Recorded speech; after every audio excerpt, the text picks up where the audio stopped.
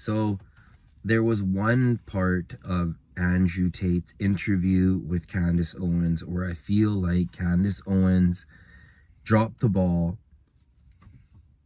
and the way she did it was when they started talking about conservatives, is that she said that he became Muslim, and that's conservative.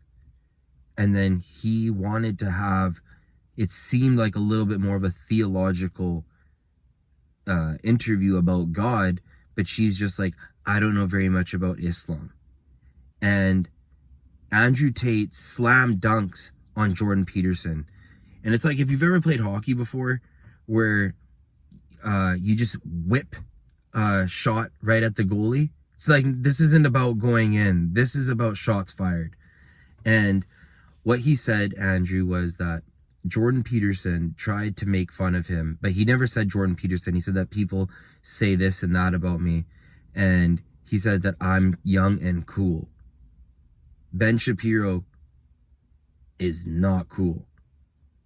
He's got some good points at times, but he is not cool. No one is saying, I want to be Ben Shapiro, because Ben Shapiro is a violent little war hawk, allegedly, for some of the angles he goes down in his new stuff.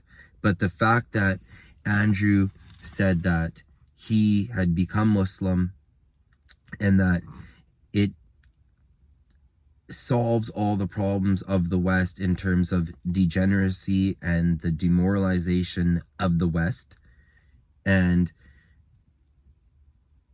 that is the fork in the road between the red pill movement and the conservatives.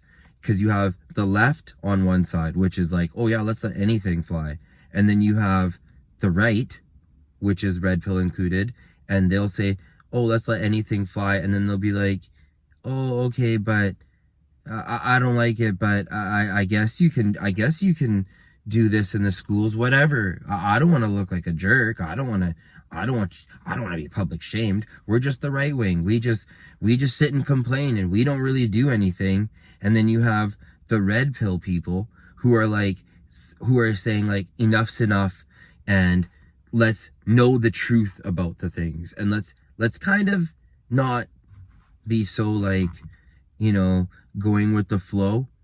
And then you have the hardliners on the religious side of the right, the fork in the road, who's just like, no, we're not bending the knee to the woke mob, and then the knee won't be bent to appease the people who know, if you did even appease them tomorrow, the next week you'll still look like a jerk, because they'll be going 100 miles down the field begging for something else that you could never deliver on, like bestiality or incest. You know what I mean? They would be pushing that on you. You'd accept one thing. Next week it's going to look even dumb, and you'll just look dumb every week after that. So there's no point.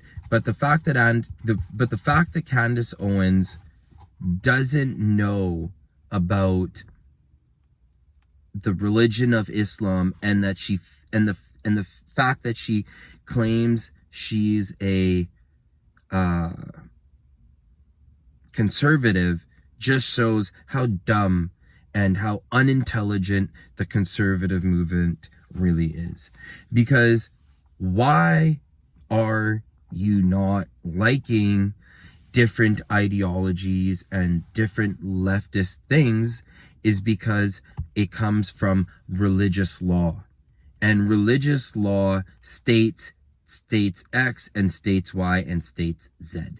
And when you are sitting there and you don't even know about religions and why religions love each other and hate each other, why two of them will get together and laugh at the third one, and then the other two will be sitting there and being like, those guys, boy, they are really off the mark. And then the other two people are sitting there laughing at the other one like, these guys are so dumb. I can't believe they believe this. So the fact that Candace Owens doesn't know that shows that she is just, it's not grifting. It's that she likes the right, but she's likes the right on such a surface level.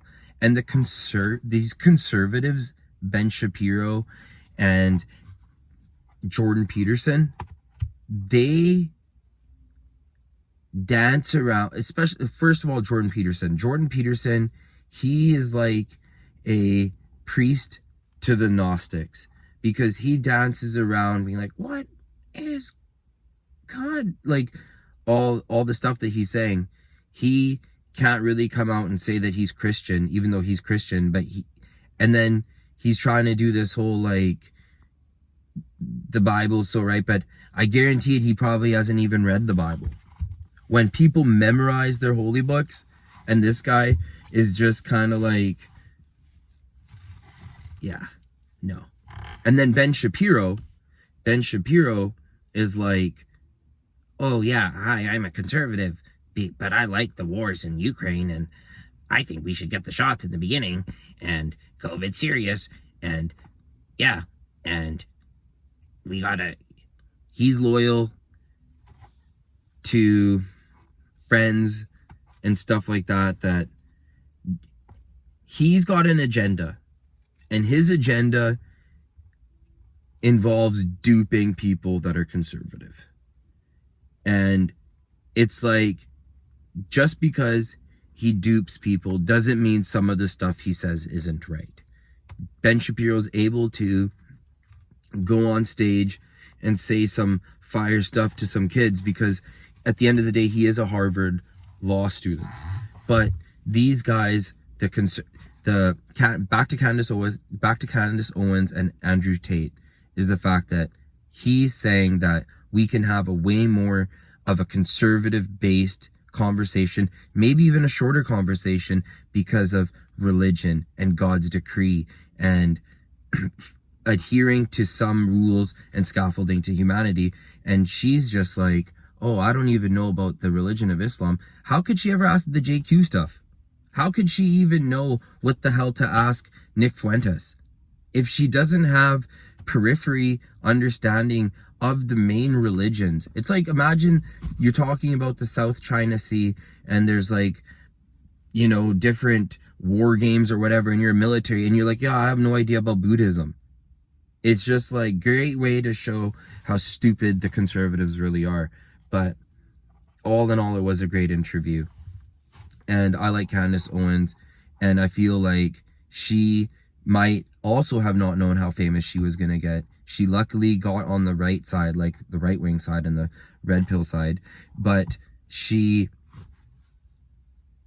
needs to know more in order to ask the deepest questions. Like, if you hate transgender stuff, if that's what you're saying, and you hate all this LGBT stuff, who is the one making it all?